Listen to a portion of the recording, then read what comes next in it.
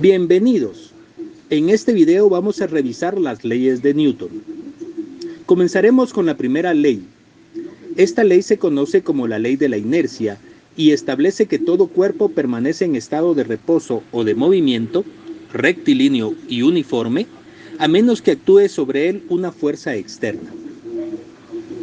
Por ejemplo, tenemos esta pelota de tenis que se encuentra en estado de reposo y siempre va a estar en estado de reposo a menos que actúe sobre él una fuerza externa que modifique dicho movimiento. Esta es golpeada con una raqueta. Se aplica la fuerza externa y ahora ya no está en reposo, sino que ahora se encuentra en movimiento. Este cuerpo viaja a velocidad constante a menos que se aplique una fuerza externa que modifique dicho estado. Por lo tanto, cuando el otro jugador detiene la pelota, está aplicando una fuerza externa que provoca que ésta cambie de estado de movimiento. Es decir, que pasa de estar moviéndose a estar en estado de reposo. Y aquí es donde aplicamos la primera ley de Newton cuando se cambia de reposo a movimiento o bien cuando se cambia de movimiento a reposo por medio de una fuerza externa. Recuerda que en estos ejemplos no se está considerando ninguna otra fuerza externa, como la fricción, por ejemplo. Con esto tenemos que todos los cuerpos van a resistirse a cambiar su estado de reposo o de movimiento. Por esto se debe aplicar una fuerza externa y a esta resistencia que oponen la vamos a llamar inercia. A partir de esta ley de Newton, podemos obtener el concepto de que la masa corresponde a la medida de la inercia de un cuerpo, es decir, la masa mide la resistencia que presenta un cuerpo al movimiento o al reposo. Recuerda que la unidad para la masa es el kilogramo. Entonces, cuerpos que tienen más masa van a tener mayor inercia y si tienen mayor inercia, entonces van a tener mayor resistencia al movimiento o al reposo. Es decir, cuesta más trabajo moverlos o costará más trabajo detenerlos. Mientras que cuerpos con masas pequeñas van a presentar poca inercia, es decir, se oponen poco al movimiento o al reposo, por lo que será más fácil moverlos o bien detenerlos. Vamos a revisar ahora la segunda ley de Newton. La segunda ley de Newton también recibe el nombre de ley de la fuerza y aceleración, o también se conoce como ley de la masa inercial. Para esta ley se establece la fórmula de fuerza es igual a masa por aceleración. A partir de esta fórmula podemos obtener la unidad de fuerza, que es Newton. Sabemos que la masa se da en kilogramos y la aceleración será en metros sobre segundos al cuadrado. Por lo tanto, al multiplicar estas dos unidades tendremos kilogramo por metro por segundo cuadrado. Esta unidad es la que se abrevia con la letra N mayúscula, que corresponde al Newton. Si despejamos a la aceleración de esta expresión, tenemos que la masa está multiplicando y se despeja dividiendo. Por lo tanto, tenemos que la aceleración es igual a la fuerza sobre la masa.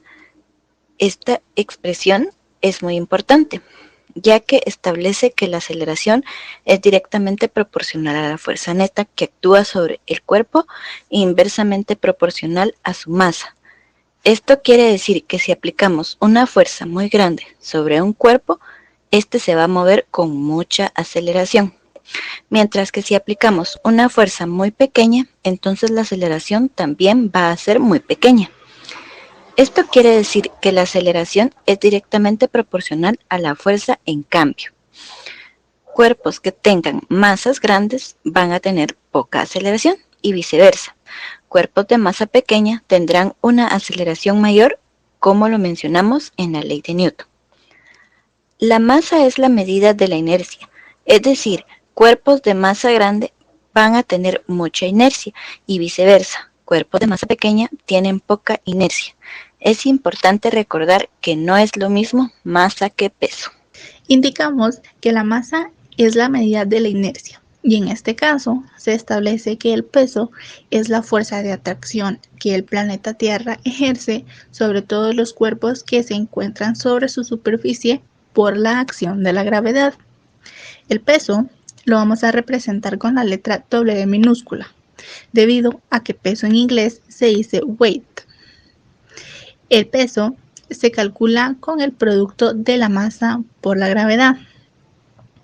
Te puedes dar cuenta que esta fórmula es muy parecida a la de la segunda ley de Newton. Tenemos en este caso a la fuerza, que ahora está sustituido por el peso, ya que el peso es una fuerza, y también tenemos a la aceleración sustituida ahora por la gravedad, ya que como lo vimos en tiro vertical y en caída libre, esta también es una aceleración.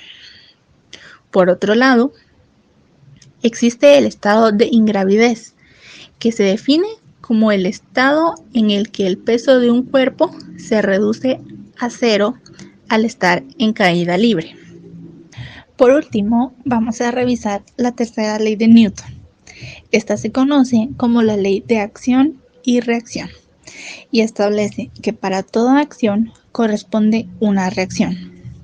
Estas tienen la misma magnitud y la misma dirección, pero van a tener sentidos contrarios. Por ejemplo, si dejamos caer una pelota, esta va a impactar sobre el suelo con una fuerza. La magnitud de la fuerza con la que impacta va a ser la misma magnitud de la fuerza con la que rebota esta pelota, así como la dirección. También va a ser la misma si la pelota choca sobre el piso con un ángulo de 90 grados. Esta también va a rebotar con un ángulo de 90 grados. Solo que los sentidos van a ser contrarios, ya que en la caída libre va hacia abajo, mientras que en el rebote esta va hacia arriba. Recuerda muy bien que en los ejemplos que estamos dando no estamos considerando fuerzas externas, como la fricción u otras fuerzas. Esperamos que esta información te haya sido de mucha ayuda.